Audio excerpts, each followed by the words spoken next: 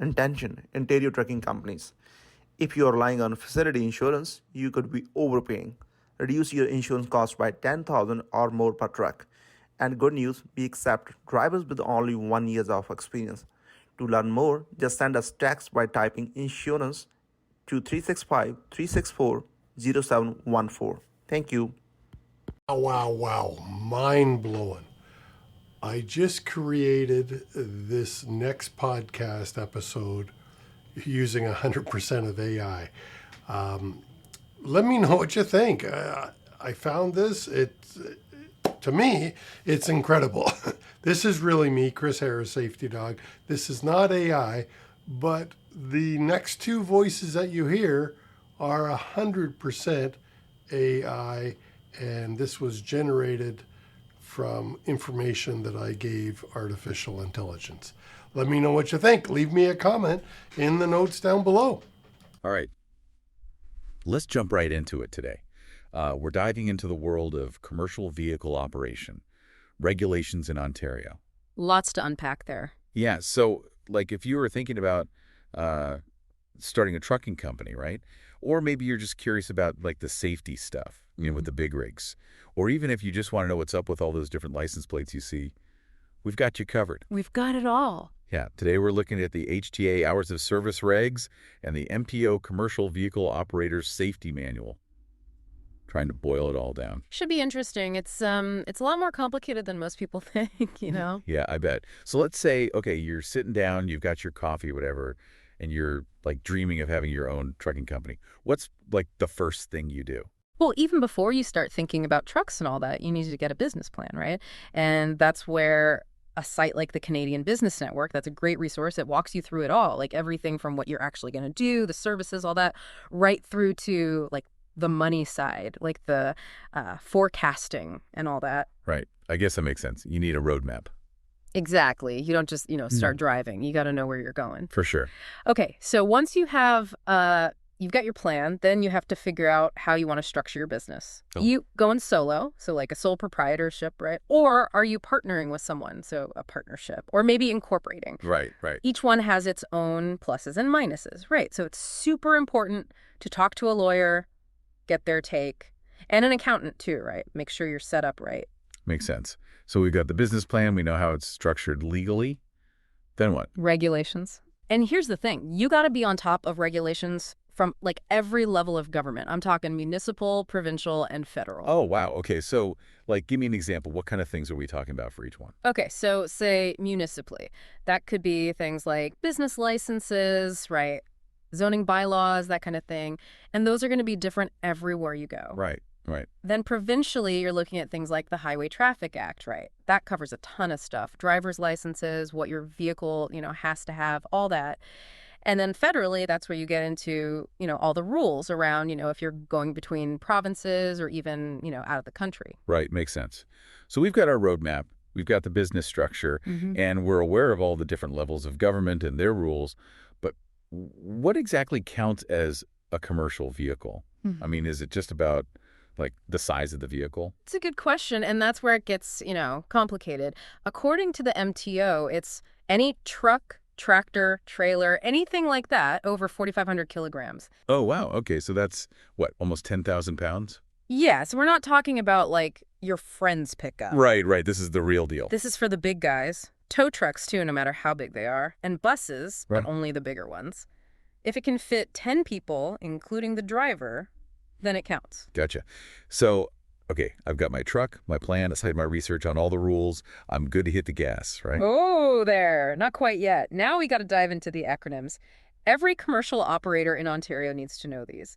CVOR, IRP, IFTA. It's like alphabet soup. What do they all mean? All right, so CVOR first.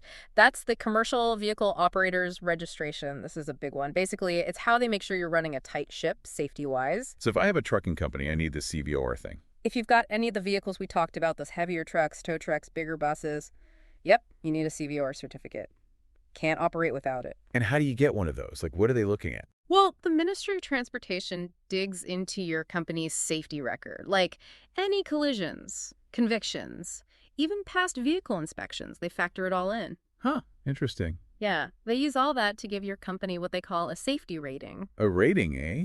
So it's kind of like a, what do you call it, a report card for trucking companies? That's a good way to put it. And just like in school, you want those good grades. And I'm guessing that rating, it's pretty important. Absolutely. It can affect all sorts of things, your insurance rates, whether you can even operate. A bad rating, that can be a real problem. Yeah, I can imagine. Okay, so that makes sense. It's good to know they're making sure companies are taking safety seriously. Exactly. Now, how about we move on to IRP? That stands for International Registration Plan. That one's all about making things easier if you're, the kind of company that's going all over the place, like between provinces and states. Ah, okay. So, like those trucks you see with a bunch of license plates. You got it. That's the IRP in action. Instead of getting a permit for every single place you're going, you just get this one registration, one plate. It's way simpler if you're doing those long hauls. That's pretty handy, I gotta say. What about this IFT I keep hearing about? IFTA. That's the International Fuel Tax Agreement. So that one's all about, making the taxes simpler. If you're crossing all those borders, fuel taxes could be a nightmare. Yeah, I can imagine. Trying to keep track of all that. Exactly. So with IFT, instead of filing a separate fuel tax report in every province or state, it's streamlined. You just do it all in one place. Okay, that makes sense. I can see why that would be helpful. Keeps things simple. Right, so we've got our CVOR for safety, IRP for crossing borders, and IFT for fuel taxes. This is starting to come together. All about the details. For sure. But hold on, even if I got that IRP, that doesn't mean I can just forget about everything else, right? Like, I still need all my other licenses and stuff to actually operate. 100%, yeah. That trips a lot of people up. The IRP just makes the registration part easier when you're traveling between places, but you still need all the other permits and licenses to operate legally. Right, right. So it's like, what's a good example? It's like having a passport. Okay, yeah, I see what you mean. It'll get you into another country, but you got to follow their rules, right? Exactly. That's a great way to put it. Perfect. Now, I want to talk about, well, something super important, safety. And I'm not just talking about speed limits, although that's part of it, of course. Right. Safety is, well, it's everything, right? If you're driving these huge trucks, you can't mess around. You got it. Safety's way more than just the speed limit. It's a lot of different things. But one of the big ones is, making sure those drivers aren't exhausted. Oh, right. Driver fatigue. That's huge. Yeah, we're talking about people's lives here, right? So that's where these HTA hours of service regulations come in. Okay, so no more driving until they fall asleep at the wheel. Not if they're following the rules. There are some pretty strict limits on how long they can drive, within a certain time. What kind of limits are we talking? Okay, so for one thing, a driver, they can't drive for more than 13 hours within a 24-hour period. 13 hours? That seems, I don't know, that seems like a long time. It is a while, but think about it. Even if you've had, a great sleep, that's a lot of time to be so focused. It takes a toll. Right, and it only takes a second, right? A second of not paying attention, and boom, you've got a problem. Exactly, and that's just the driving time. They can't even be on duty for more than 14 hours in a 24-hour period. Wait, what counts as, on duty if they're not driving? It's more than just being behind the wheel. Loading and unloading, inspections, even just waiting around, it all counts. That clock's ticking, even if they're not moving. Yeah, got to manage that downtime too. It all adds up. Right, so how do they make sure those drivers are actually getting some rest? Well, they have to take at least 8 hours off duty, and that's got to be all at once, every day. Oh, wow, okay. 8 hours straight? That sounds pretty good to me. Right, it's important, But there is some flexibility there too. Like you can actually split that off-duty time. Oh, really? How does that work? So you can break it up, but each chunk has to be at least 2 hours. And the total has to be at least 10 hours off. Okay, so you could do a quick nap and then a longer sleep, right? Could be helpful depending on the route. But what about where they sleep? Do they just curl up in the back of the truck or something? No, there are rules about that too. If they're not at their home base, they have to use a sleeper berth. A sleeper berth. Okay, so what makes it legit? What are we talking about here? It can't just be any old spot, It has to be made for sleeping. Can't be in the trailer, got to be in the cab or in its own little compartment attached to the truck. And it has to have, certain things to make it safe and comfy for the driver. Okay, so what kind of things are we talking about? Well, it needs a mattress, for one thing. No sleeping on a hard floor. And then, a way to heat and cool it. Right. Got to make sure it doesn't leak.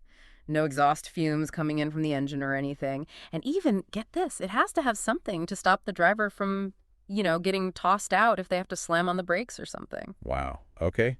There's a lot to it. I had no idea. But it's good they're taking it seriously, right? Absolutely. You're talking about people's well-being here. So we've covered the daily limits, but you're also going to have, those longer stretches. How do they deal with fatigue over like a whole week or two on the road? That's a good point. You don't want people getting burned out. Nope. That's where those work cycle regulations come in. Drivers can pick from 2 cycles. Each one has its own rules. Cycle 1, that one limits their on-duty time to 70 hours over 7 straight days. So that's like what, an average of 10 hours a day? You got it. Which is still a lot. Right. That's a lot of driving. It is. So to stop anyone from, pushing it too far, with that cycle 1, they have to take at least 24 hours off duty after every 14 days straight that they're working. Okay, so they get a good long break every 2 weeks. What about the other cycle? Cycle 2, that one's a bit more flexible. They can be on duty for up to 120 hours over 14 days. Right, so that'd be like 8.5 hours a day over those 2 weeks. Yep. And I'm guessing they still need that 24-hour break after, right? You know it. Got to keep those drivers fresh. Makes sense. So with all this talk of hours, I'm curious, how do they keep track of it all? Like, especially with those different cycles, that seems like a lot to juggle. You would think so, right? You'd need, like, a whole system. Seriously? Well, they do. Logbooks, they're mandatory. Logbooks, right, okay. Yeah, drivers got to write down every single thing. When they're driving, when they're on duty but not driving, when they're off duty, even when they're in that sleeper berth we talked about. Wow, that's pretty old school. I guess it makes sense, though. Got to have proof, right? Oh, absolutely. Those logbooks, they're how you prove you're following the rules. But things are changing. Have you heard about those electronic logging devices? They call them ELDs. Yeah, I've heard of them. They're getting pretty popular, right? Yeah. Not really sure how they work, though. It's like a digital logbook, basically. And they're becoming more and more common. And Ontario's, rules about them now, too. Really? So you can't just use any old device? Not just any, no. They have to meet all sorts of technical stuff to make sure they're accurate. And drivers, they have to be trained on how to use them. The company's got to make sure the devices are certified, too. It's a whole thing. Wow, so it's about making sure those records are, like, tamper-proof. Mm-hmm. Makes sense, I guess. High stakes. Exactly. Got to keep it legit. And just like the paper ones, drivers have to show their ELD records if an inspector asks. They don't mess around with that. No, they can't. Are there any times when the paper logbooks are still okay, though? Yeah, there are a few exceptions. Like if you've got a rental truck, say, for less than a month, or if the truck was made like way back before 2000, you might be able to still use the paper logs. And there are some cases where a driver works for more than one company in a day. They might be exempt. But yeah, for the most part, ELDs are like becoming the standard. Wow. It's amazing how much tech is changing things up. For sure. Speaking of important things, let's talk maintenance. Those trucks got to be in good shape, right? Absolutely. Can't be messing around with a vehicle that size. Ontario's got strict rules about that. And it all starts with, you guessed it, inspections. Okay, so walk me through the different types. What are we talking about? So first up, you've got your daily inspection. Every single day, before a driver even thinks about hitting the road, they've got to do a full inspection of their vehicle. Right. Got to catch those issues before they become big problems out on the highway. Exactly. And the thing is, how detailed that inspection has to be, it actually depends on the type of vehicle. Trucks, buses, school buses, they've all got their own schedule laid out in the rules. Interesting. It's all tailored then, right, depending on what they're driving and the kind of risks involved. Exactly. But we're not done with inspections yet. On top of the daily ones, you've also got annual and semi-annual inspections. Oh, right. Those are the more like in-depth ones, right? Exactly. Those are the big ones. Those have to be done by a licensed mechanic at a place that's specifically for inspections. And they go over everything. Brakes, steering, lights, tires, the whole 9 yards. They want to be sure those vehicles are good to go. And that's what those stickers on the trucks are for, right? Like, yeah. Proof it passed. Ding, ding, ding. That's exactly it. Those stickers mean the vehicle passed inspection. And they got to be visible, too, so everyone knows that truck's in good shape. Right. It's like a signal to everyone else on the road. Hey, this truck's good to go. Exactly. What happens if a truck fails, though? If it doesn't pass, that's it. It's grounded. Can't be on the road until they fix it, and it passes another inspection. Okay, so no messing around there. It's serious business. It is. And then you've got your critical defects. Those are a whole other ballgame. Critical defects. Okay, so those are like the really bad ones. Yeah, those are the ones you don't want to mess with. That's where this thing called the CVIP comes in, the Commercial Vehicle Inspection Program. Those are done by like special officers. They can actually take a vehicle off the road right then and there if they find a critical defect. Wow. Okay, so what kinds of things are we talking about with those critical defects? We're talking serious safety hazards. Think like major brake problems, steering issues, anything that could, cause a really bad accident. Not just like a headlight out, but stuff that's a real risk to everyone. So, like, if they find one of those, that truck is done, right? At least until they fix it. Pretty much, yeah. And they're not messing around. If they find a vehicle with critical defects, they can actually impound it. Impounded. Yikes. So that's the last thing any operator wants. You got it. That's a nightmare. It costs a lot of money and it throws everything off schedule. But it's there for a reason, right? Yeah. Got to keep those unsafe vehicles off the road. 100%. So we've got the daily inspections, the bigger ones every 6 months or year, and then those CVIP ones for those critical things. What about, like, preventing stuff from going wrong in the first place? Good question. It's not all just reacting after the fact, Ontario's big on preventative maintenance, too. Operators, they need to have a written plan for that. Oh, interesting. So it's not just hope the truck keeps running. It's here's what we're doing to keep it in shape. Exactly. Like they've got to have a schedule for all the regular stuff. Oil changes, rotating the tires, checking the brakes, all of it. Yeah, so it's like taking your car in for a tune-up, just on a much bigger scale. That's a good way to put it. And it's not just about safety either, right? If you keep up with maintenance, your vehicle's going to last longer, and that saves you money in the long run. Right. It's a win-win. So speaking of things that can save you money and make things safer, let's talk speed. How does Ontario make sure these huge trucks aren't, flying down the highway? Another great point. They've got rules about that, too. Speed limiters. It's the law. Any truck that was built after December 31st, 1994, it has to have one of these electronic devices. So no more, like, 18-wheelers going way too fast? Not if they're following the rules. Those speed limiters, they cap the speed at 105 kilometers per hour. Okay, so that keeps them from going too crazy, keeps things safer for everyone else on the road, too. Exactly. And it's not just about the tech, they make sure people are actually using them, too. Oh, right. How do they do that? Those officers can pull you over and check if the speed limiter's working like it should. And trust me, you don't want to get caught messing with that thing. I bet. There are probably some hefty fines for that. You better believe it. Tampering with a speed limiter, that's serious business. You could get a huge fine or even lose your license. Not worth it. Definitely not. So it's all connected then. The tech, the rules, making sure people are actually following them. Yep, got to have all the pieces. Now, I want to switch gears a little bit and talk about something that can be a real hazard on the road, unsecured cargo. Have you ever seen those pictures where, like, a truck's lost its load all over the highway? Oh, yeah. Definitely don't want to be stuck behind that. No kidding. So what are the rules around that? How do they make sure that stuff stays put? Ontario takes that very seriously, let me tell you. They've got a whole set of rules based on the National Safety Code Standard 10. It's all about how to secure cargo properly. Everything from those big logs you were talking about to, like, heavy machinery, everything. Yeah. Well, okay, so it's more complicated than just, like, throwing a tarp over it and hoping for the best. Way more. There's a real science to it. Different loads need different things to keep them secure. Okay, so what are some of the, like, big picture things they're looking at? What makes cargo secure? Well, for one, the system you're using, the ropes, straps, whatever, it's got to be strong enough to handle all the movement, speeding up, braking hard, going around corners. You don't want that stuff shifting around.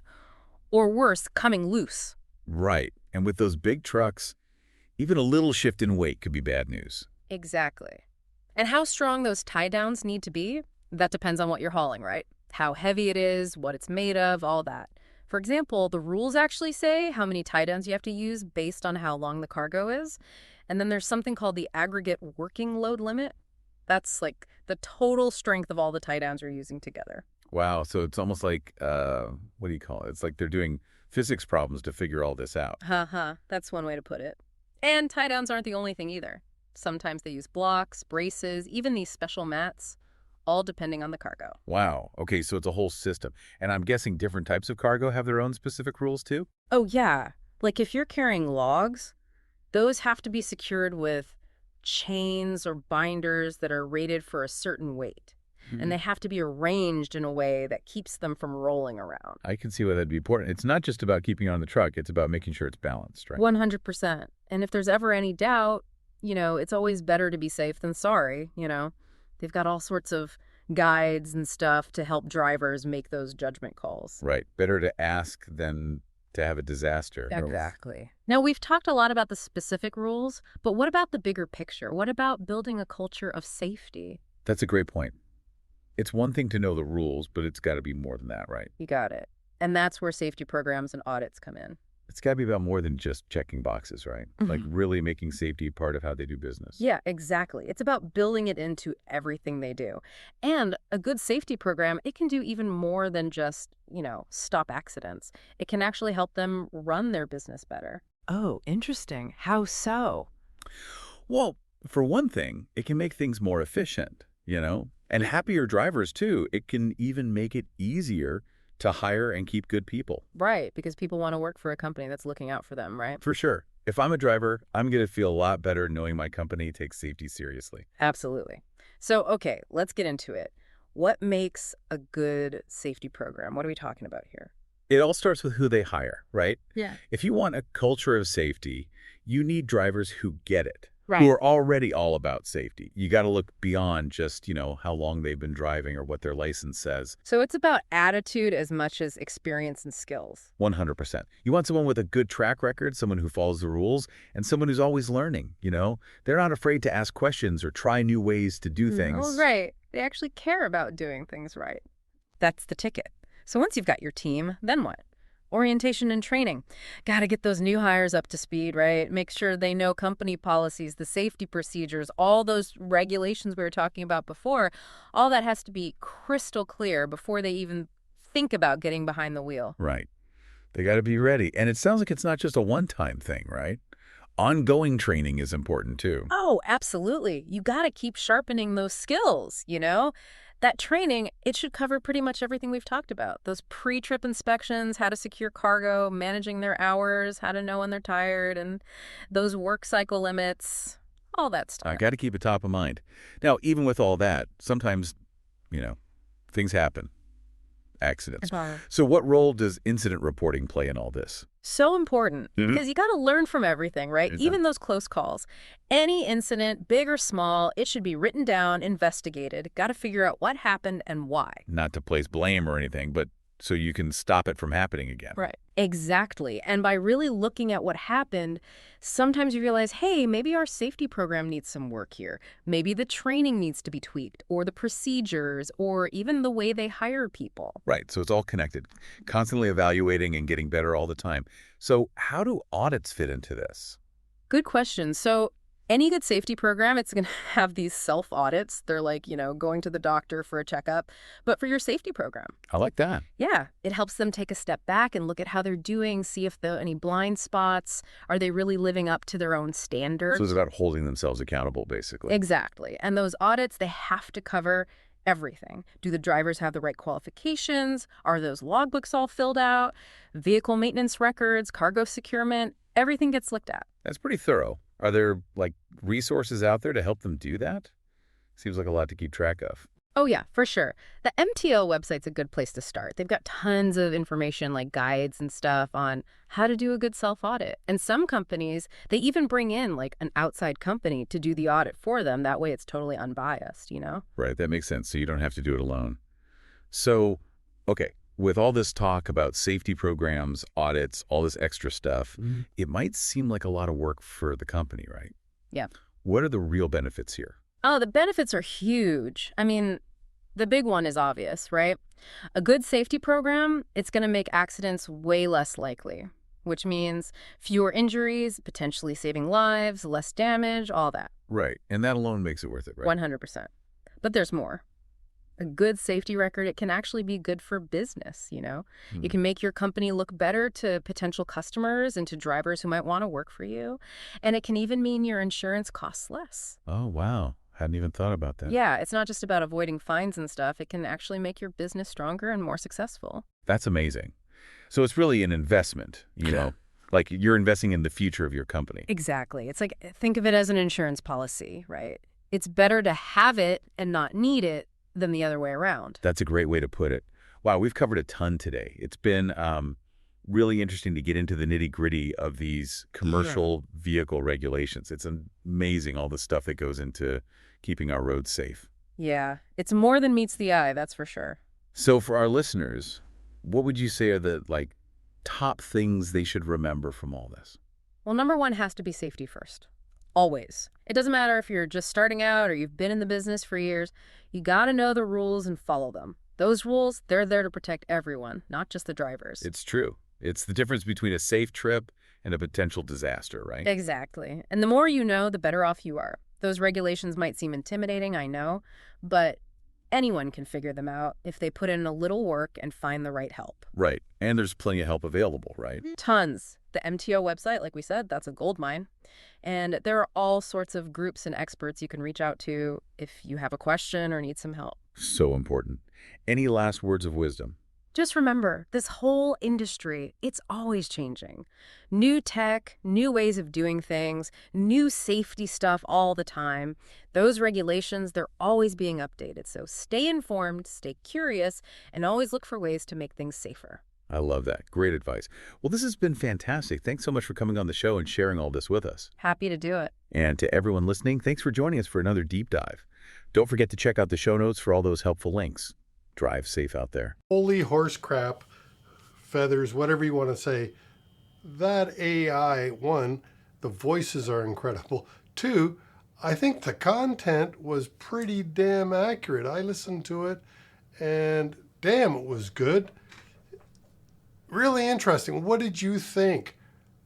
That was simply AI reading some information that I gave to it, and it regurgitated it and reproduced it. Wonderful. Anyways, let me know what you think. This is Chris Harris, the real Chris Harris, the real Safety Dawg, operating the real CVOR. All right, no artificial intelligence there, especially if you talk to me.